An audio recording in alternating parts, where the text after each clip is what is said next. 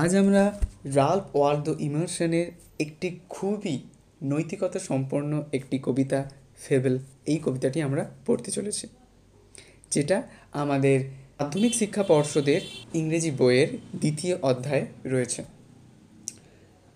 তো প্রথমেই কবিতাটা পড়ার পূর্বে আমরা আগে একটু কবি সম্পর্কে জানব এবং তারপর আমরা কবিতাটা পড়া শুরু করব। প্রথমেই রাল্ফ ওয়ালদো ইমার্সন, যিনি জন্মগ্রহণ করেন 1803-তে এবং তিনি মারা যান 1882-তে। রাল্ফ ওয়ালদো ইমার্সন একজন আমেরিকান এসেইস্ট ছিলেন, লেকচারার ছিলেন এবং একজন কবি ছিলেন, এবং তার সাথে তিনি একজন অ্যাবলিশনিস্ট ছিলেন।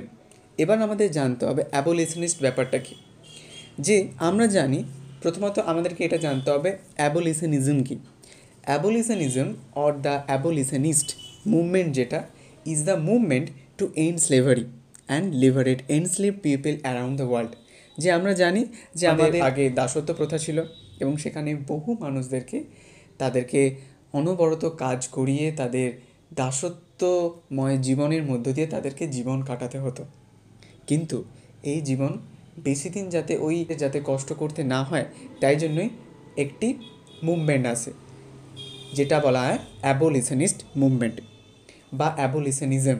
যে অ্যাবলিশনিস্ট বা অ্যাবনিজম ব্যাপারটা, এই যে মুভমেন্টটা, এটা হচ্ছে is the movement to end slavery.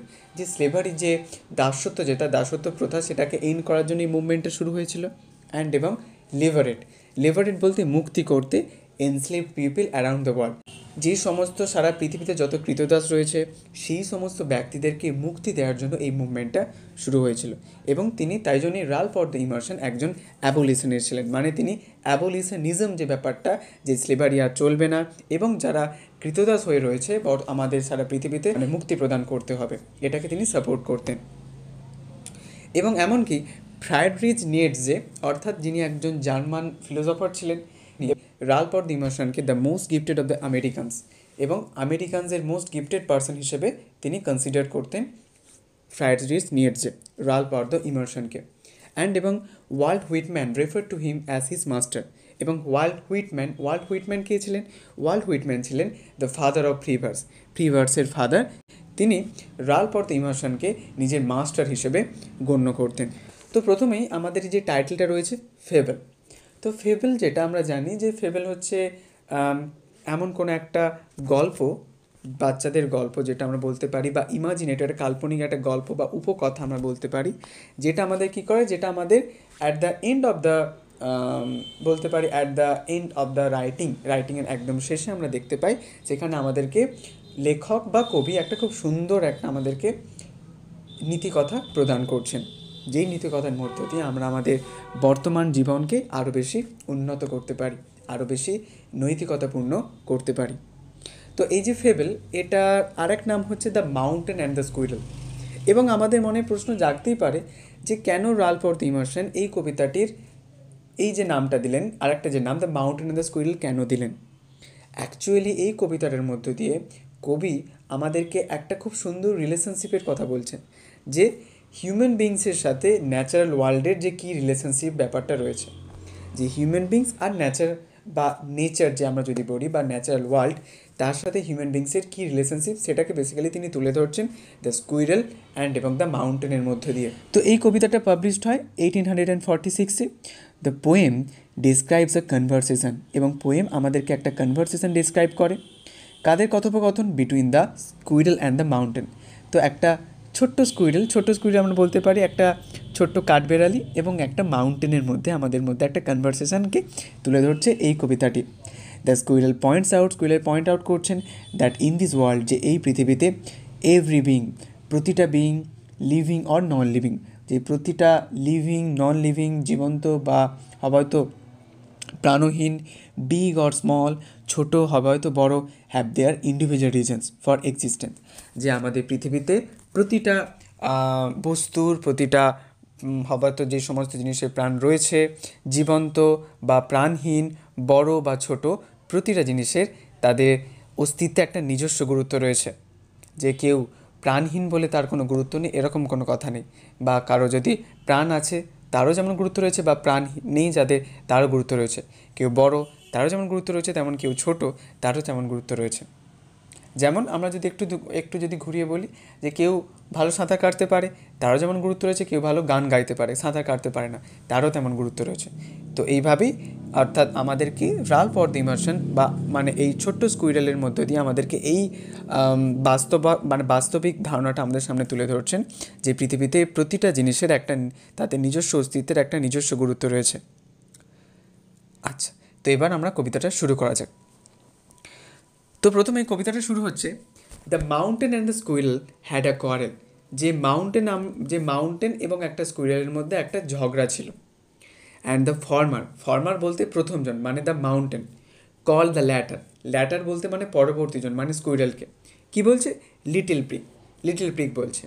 Little মানে আমরা জানি ছোট, প্রিগ মানে কি, prig means someone who follows societal rules, যে এমন একজন ব্যক্তি, প্রিগ মানে এমন একজন ব্যক্তি যে সামাজিক বিভিন্ন নীতি নিয়ম মেনে চলে, অ্যান্ড বিলিভস এবং বিশ্বাস করে that they are morally superior to others, এবং যে নিজেকে খুব অন্যান্যদের থেকে নৈতিকভাবে একদম সুপিরিয়র মনে করে, ঠিক আছে, মানে নৈতিকভাবে খুবই উন্নত মনে করে নিজেকে, তো তাকে বলা হয় প্রিগ।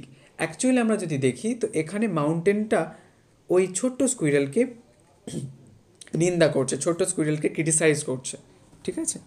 তো কী বলে ক্রিটিসাইজ করছে, লিটিল পিগ বলছে। লিটিল কেন বলছে, কারণ মাউন্টেন খুব বড় আর স্কুইরেল খুবই ছোট, তাই মাউন্টেনের কাছে স্কুইরেল অত্যন্ত ছোট, তাই জন্য বলছে লিটিল পিগ, যে খুবই নিজের প্রতি খুব মানে তুমি তোমার নিজের প্রতি খুব গর্ব অনুভব করো। কেন গর্ব অনুভব করো, কারণ তুমি সামাজিক বিভিন্ন নিয়ম মেনে চলো, তাই নয় তুমি নিজেকে খুবই গর্ব অনুভব করো।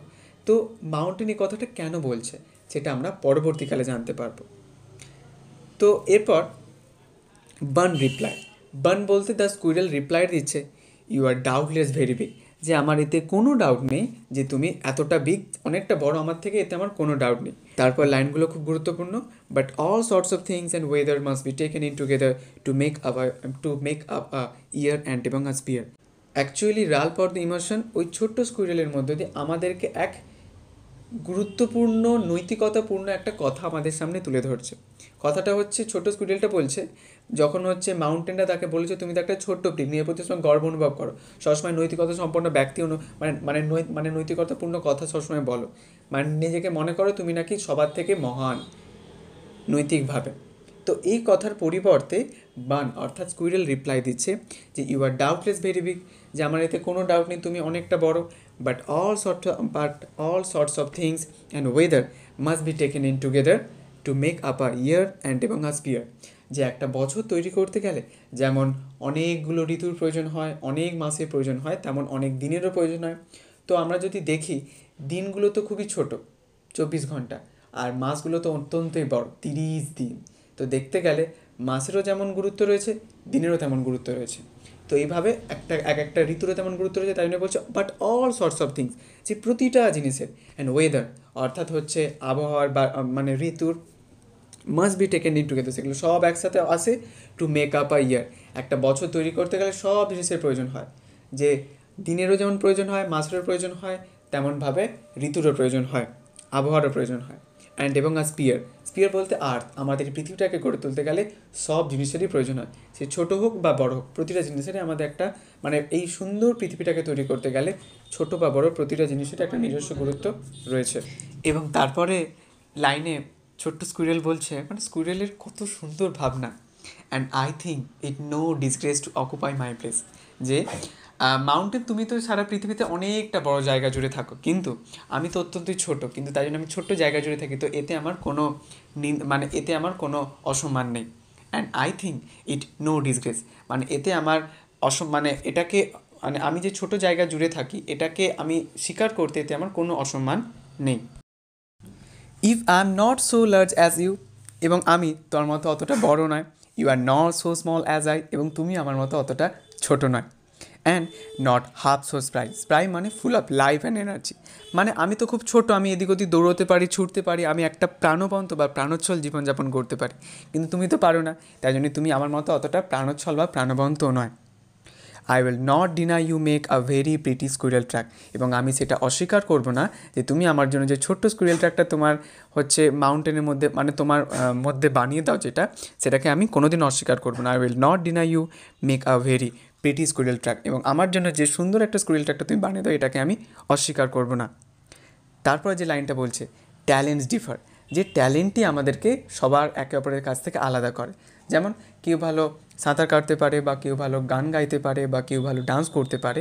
তো এইভাবেই প্রত্যেকে আলাদা আলাদা ট্যালেন্টের মধ্য দিয়ে, অর্থাৎ অ্যাকচুয়ালি ট্যালেন্ট আমাদেরকে একে অপরের থেকে আলাদা করে। অল ইজ ওয়েল মানে অল ট্যালেন্টস আর ওয়েল, যে সমস্ত ট্যালেন্টই হয় ভালো। অ্যান্ড ওয়াইজলি পুট, এবং ভগবান খুব বিচক্ষণের সঙ্গে আমাদেরকে আলাদা আলাদা ট্যালেন্ট দিয়েছেন। কিসের জন্য? এই সুন্দর পৃথিবীটাকে গড়ে তুলতে।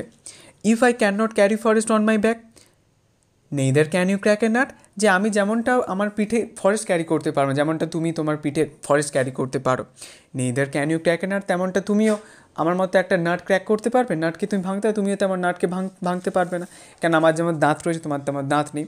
তো actually Ralph of the immersion এই ফেভেল এই কবিতাটার মধ্যে দিয়ে আমাদেরকে এই ছোট্ট মানে এই দুটো character, the mountain and the squirrel, এই দুটো ক্যারেক্টারের কনভারসেশনের মাধ্যমে আমাদেরকে এই ইঙ্গিতটা দিচ্ছেন যে পৃথিবীতে আমাদেরকে কোনো দিনও কারো অ্যাপিয়ারেন্স দেখে, যে কেউ হয়তো ছোটো দেখতে, কেউ বড় দেখতে, কেউ ভালো কথা বলতে পারে, কেউ ভালো কথা বলতে পারে না, কেউ ভালো গাইতে পারে, কেউ গাইতে পারে না, কেউ ভালো সাঁতার কাটতে পারে, কেউ ভালো সাঁতার কাটতে পারে না।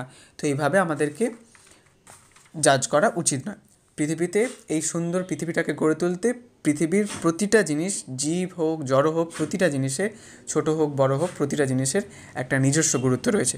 এই কথাটি রাল্ফ অফ দ্য ইমার্শন ফেভেল এই কবিতাটার মধ্য দিয়ে, the mountain and the squirrel এই দুটো ক্যারেক্টারের মধ্য দিয়ে আমাদেরকে এই সুন্দর নীতিকথাটি আমাদের সামনে তুলে ধরছেন। তো এবার থেকে আমাদেরকে এই কথাটা মাথায় রাখতে হবে যে পৃথিবীতে কোনো জিনিসকে আমাদেরকে ছোট চোখে দেখলে হবে না, প্রতিটা জিনিসেরই নিজস্ব গুরুত্ব রয়েছে।